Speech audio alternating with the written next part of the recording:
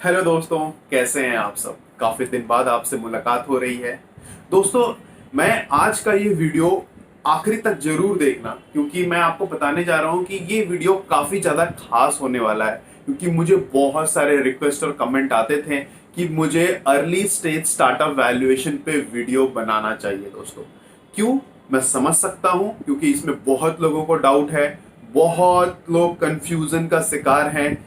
शिकार नहीं बोलूंगा, मतलब बहुत सोच रहे हैं कि ये क्या है। बहुत लोग वैल्यूएशन की बात करते हैं, कोई रेवेन्यू की बात करता है, कोई प्रॉफिट की बात करता है। तो बड़े बड़े जो कंपनियां हैं जिन्होंने बहुत ज्यादा रेवेन्यू जनरेट कर लिया है, उनके लिए तो किसी कंपनी का वैल्यूएशन निकालना सीए के लिए बहुत आसान हो जाता है। किसी भी सीए को देख के वो निकलवा सकते हैं या खुद भी कैलकुलेट कर सकते हैं, क्योंकि वो रेवेन्यू जनरेट कर रही है। लेकिन मैं बात कर रहा हूं कि कंफ्यूजन जहां पे हो रहा है, कंफ्यूजन हो रहा है अर्ली स्टेज स्टार्टअप वैल्यूएशन। मैं बात कर रहा हूं दोस्तों वैसे स्टार्टअप की जिन्होंने अभी अभी अपना एमवीपी लॉन्च किया है, that is minimum viable product. मतलब एक प्रोटोटाइप लॉन्च किया है, आइडिया फेज में है, वो लॉन्च करने वाले, लेकिन रेवेन्यू अभी तक जनरेट नहीं किया है। तो उस केसेस में देखा जाए तो रेवेन्यू जनरेट नहीं हो रही, तो क्या इसका वैल्यूएशन जीरो होगा? जी नहीं दोस्तों, आज मैं इसी टॉपिक के बारे में आपको बताने वाला हूं। थोड़ा वीडियो एक्सटेंड, थोड़ा लंबा जरूर होगा दोस्तों, लेकिन मैं आप भरोसा करिए, आपको बहुत अच्छी तरीके से स्टार्टअप वैल्यूएशन समझ में आ जाएगा। जिस स्टार्टअप ने अभी तक रेवेन्यू जनरेट नहीं किया है, वो कैसे अपना वैल्यूएशन कैलकुलेट कर सकते हैं। दोस्तों देखिए दोस्तों, सबसे पहली बात क्या आती है कि हमने एक आइडिया सोचा, हमने एक प्रोडक्ट बनाया, और मेरे पास एक बहुत अच्छी टीम है। मैं जानता हूं कि मार्केट साइज भी काफी ज्यादा बड़ा है। मुझे पता है टारगेट ऑडियंस कौन है मेरा, मुझे किसे अप्रोच करना है, कौन मेरा प्रोडक्ट खरीदेगा। और बहुत बड़ा मार्केट मेरे सामने पड़ा हुआ है जिससे मेरी प्रोडक्ट की नीड है। अब मुझे इसे प्रमोट करने के लिए, इसे बिजनेस को एक्सपैंड करने के लिए मुझे क्या चाहिए दोस्तों? फंड, पैसा चाहिए, बिल्कुल। तो या तो मैं अपने सेविंग से लगा लूं, या फिर मैं किसी दोस्त से उधार ले लूं, बैंक से ले लूं, बहुत सारी चीजें कर सकता हूं दोस्तों।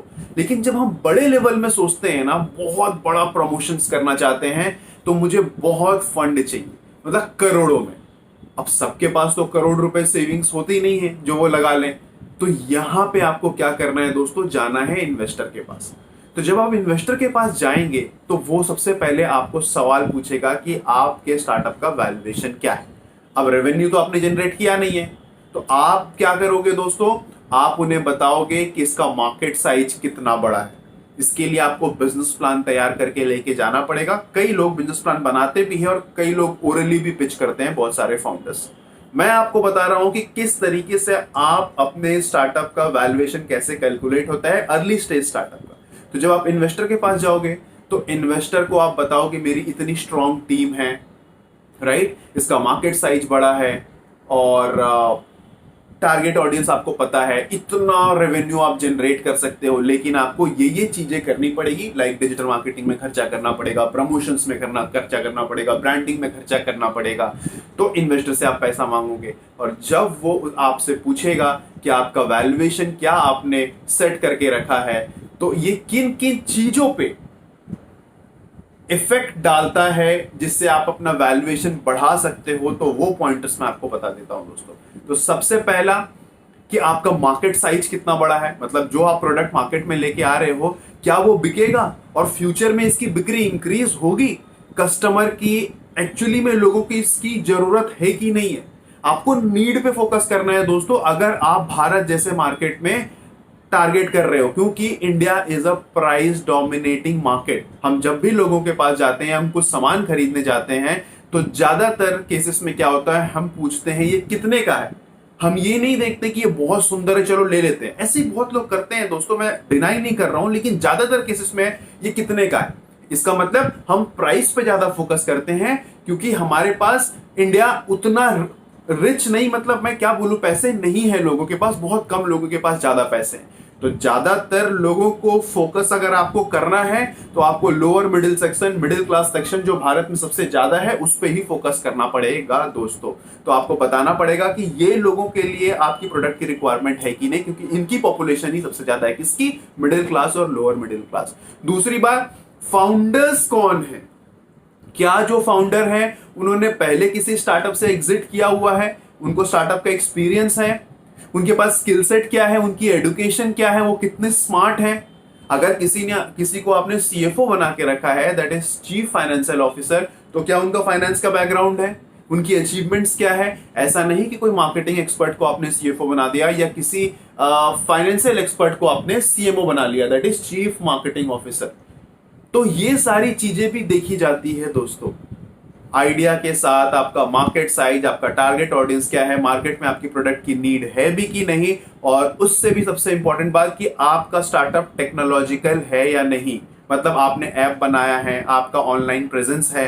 क्योंकि इससे इन्वेस्टर के पास एक बहुत पॉजिटिव फीडबैक आता है कि इसे एक्सपैंड किया जा सकता है। मतलब आप अगर मुंबई में अगर आप अपना बिजनेस स्टार्ट कर रहे हैं तो ऐसा नहीं है कि आपको सिर्फ मुंबई के लोग ही जान पाएंगे। अगर आपका ऑनलाइन प्रेजेंस है, अगर आपका ऐप है, तो दूसरे जगह के लोग, दूसरे सिटी और कंट्री के लोग भी आपके ऐप में आके इसे खरीद सकते हैं दोस्तों।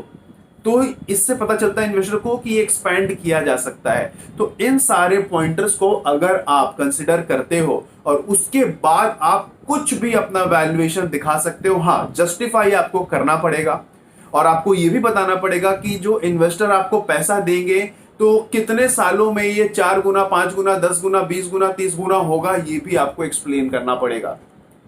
तो बेसिक यही है दोस्तों। फॉर एग्जाम्पल अगर आपने बोला कि आपका 10 करोड़ का वैल्यूएशन है और इन्वेस्टर ने मान भी लिया कि आपका 10 करोड़ का वैल्यूएशन है और इन्वेस्टर आपको देने के लिए तैयार है 2 करोड़ रुपए, तो 2 करोड़ रुपए हो गए आपके पास। तो इसको आपको कितना स्टेक देना पड़ेगा? 20%, क्योंकि 10 करोड़ का वैल्यूएशन इन्वेस्टर और आपके बीच में तय हुआ है, राइट। और एक बात ध्यान रखना दोस्तों कि आपने रेवेन्यू तो जनरेट किया नहीं है, तो जो डील आपके और इन्वेस्टर के बीच में कॉमन हो जाएगी, मतलब आप बोल रहे हो 10 करोड़, वो भी सेटिस्फाई है अगर 10 करोड़ से, इसका मतलब वही आपका वैल्यूएशन है। उसी दिन तय होगा कि आपका वैल्यूएशन क्या है स्टार्टअप का। क्यों? क्योंकि इसके लिए कोई मैथमेटिकल फॉर्मूला नहीं है, कोई टेक्निक नहीं है, कुछ भी नहीं है जिससे आप इसे इवैल्यूएट करके ऑन पेपर निकाल सकते हैं। तो सबसे पहला वैल्यूएशन आपको कब पता चलेगा दोस्तों? जब आपका इन्वेस्टर और आप दोनों एक पर्टिकुलर वैल्यूएशन पे एग्री हो जाओगे। जैसे मैंने एग्जांपल दिया 10 करोड़। अब मान लीजिए किसी इन्वेस्टर ने, मेरा कंपनी का स्टार्टअप का वैल्यूएशन 10 करोड़, किसी इन्वेस्टर ने मुझे 2 करोड़ देने के लिए रेडी हुआ, तो मैं उसे कितना दूंगा? क्योंकि मेरा वैल्यूएशन 10 करोड़ था, उसने मुझे 2 करोड़ दिया, इसका मतलब उसने 20% दिया, राइट। 10 का मैथ्स आप समझ सकते हो, मैथ से आप कैलकुलेट करके निकाल लो। तो उसे मुझे 20% देना है और 2 करोड़ लेना है। अब यहां सवाल होता है, यहां 2 सिनेरियो है दोस्तों, कि यहां पे आप उसे 20% भी दे सकते हैं या फिर आप 16.66% भी दे सकते हैं। तो वो कैसे? तो यहां आता है 2 चीज, pre valuation and post valuation. जैसे मान लीजिए कि इन्वेस्टर और आपके स्टार्टअप के बीच में हो गया एग्रीमेंट कि आपका 10 करोड़ का वैल्यूएशन, तो ये 10 करोड़ का वैल्यूएशन तो आपका कंफर्म हो गया, मतलब आज के डेट में आपका 10 करोड़ का वैल्यूएशन है जब आप इन्वेस्टर को पिच कर रहे हो। अब इन्वेस्टर ने आपको 2 करोड़ दिया, तो आप अगर पोस्ट वैल्यूएशन में जाते हो तो 12 करोड़ हो गया, क्योंकि 10 करोड़ तो पहले से ही था। अब 2 करोड़ आया, 12 करोड़ का, दैट इज पोस्ट वैल्यूएशन। लेकिन प्री वैल्यूएशन क्या था? 10 करोड़ जो पहले तय हुआ था, राइट। अब वो पैसा डाल रहे हैं 2 करोड़, तो 10 + 2 मतलब 12, मतलब 12 करोड़ पोस्ट वैल्यूएशन। समझ में आ गया? Pre valuation, post valuation. अब सवाल उठता है स्टेक देने का, जो मैंने 16.66% की बात की पोस्ट वैल्यूएशन में। अब होगा क्या दोस्तों कि उनके पैसे को लेके आपका पोस्ट वैल्यूएशन हो गया 12 करोड़, 10 + 2। नाउ अब ये 2 करोड़ जो दे रहे हैं तो 2/12 × 100 होगा दोस्तों, क्योंकि पहले से वैल्यूएशन, प्री वैल्यूएशन 10 था, फिर उन्होंने दिया 2 तो 12 हो गया, तो 2/12 × 100 तो आता है 16.66। तो ज्यादातर में आप यही कोशिश करना कि आपको पोस्ट वैल्यूएशन में फंडिंग मिले, ताकि आपका वैल्यूएशन भी ज्यादा जाएगा और इन्वेस्टर को आपको इक्विटी भी कम देनी पड़ेगी। क्योंकि याद रखना कि आगे भी जाके आप और भी फंडिंग रेस करने वाले हो, और भी इन्वेस्टर लाने वाले हो, तो अभी ही अगर ज्यादा इक्विटी आप दे दोगे तो बाद में आपके लिए देने के लिए कम बच जाएंगे। तो पहले आप एंजल इन्वेस्टर के पास जाओगे, उससे पैसा लोगे, फिर आप वेंचर कैपिटलिस्ट के पास जाओगे, फिर सीरीज ए होता है, सीरीज बी, सीरीज सी, सीरीज डी। अब ये क्या होता है? तो जब आपकी रेवेन्यू अप्रोक्सीमेटली 100 करोड़ के ऊपर पहुंच जाती है, तब ज्यादातर वेंचर कैपिटलिस्ट आप पे इंटरेस्ट दिखाते हैं। और जब पहला आप वेंचर कैपिटलिस्ट राउंड लेंगे तो वो सीरीज ए होगा, फिर दूसरा लेंगे सीरीज बी होगा, सीरीज सी, सीरीज डी, सीरीज डी। तो इस तरीके से होता है। तो पहला वैल्यूएशन जो आपका तय होता है दोस्तों, वो आपके कॉन्फिडेंस, आपके आइडिया, आपकी टीम, आपका मार्केट साइज, इन सारे चीजों को मिला के तय होता है। और इसमें कोई भी कैलकुलेशन ऑन पेपर नहीं होता है। जिस बात पे आप और इन्वेस्टर दोनों एग्री हो जाते हैं वही आपका वैल्यूएशन हो जाता है। और पोस्ट वैल्यूएशन, प्री वैल्यूएशन जो मैंने आपको बताया, इस तरीके से ये पूरा सिनेरियो काम करता है दोस्तों। शुक्रिया अदा करना चाहता हूं, आप सबको धन्यवाद देना चाहता हूं कि आपने सपोर्ट किया। और बहुत सारे पीजीडीएम और एमबीए कॉलेजेस में मैं एंटरप्रेन्योरशिप डेवलपमेंट की ट्रेनिंग भी दे रहा हूं दोस्तों। तो बहुत बहुत शुक्रिया आपका। इसी तरीके से मुझे प्यार करते रहिए और शेयर जरूर करना इस वीडियो को, ताकि बहुत सारे लोगों का डाउट जो अर्ली स्टेज स्टार्टअप वैल्यूएशन का है वो क्लियर हो सके दोस्तों। क्योंकि हमें बिजनेस को एक्सपैंड करना है, बड़ा बनाना है, तो हमें वैल्यूएशन इंक्रीज करना ही पड़ेगा। और वैल्यूएशन इंक्रीज करने के लिए हमें चाहिए फंडिंग, ताकि हम बहुत बड़े लेवल में इसका प्रमोशन कर सके। और उसके लिए चाहिए इन्वेस्टर दोस्तों। तो इसी तरीके से आप काम कर सकते हैं और अपनी कंपनी का वैल्यूएशन यूनिकॉर्न भी बना सकते हैं दोस्तों एक लॉन्ग टर्म में। Thank you so much. और शेयर करना मत भूलें और लाइक करें, सब्सक्राइब भी करें दोस्तों, ताकि मैं और भी बहुत सारे वीडियोस लेके आपके लिए आता रहूं। Thank you so much.